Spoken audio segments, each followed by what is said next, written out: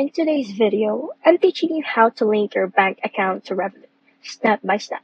Whether you're setting up for the first time or switching banks, I'll walk you through the entire process so you can easily send and receive money using your local bank. Let's jump in. First, open the Revolut app on your phone and make sure you're logged in.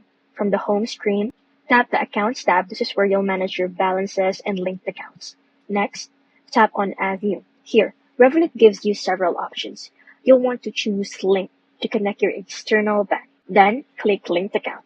Now, choose your bank to link. Now, enter your bank account details. It usually includes your IBAN, account number, or routing code, depending on your country. Make sure all details are accurate to avoid any issues with transfers. After entering your bank info, Revolut might ask you to verify the account ownership.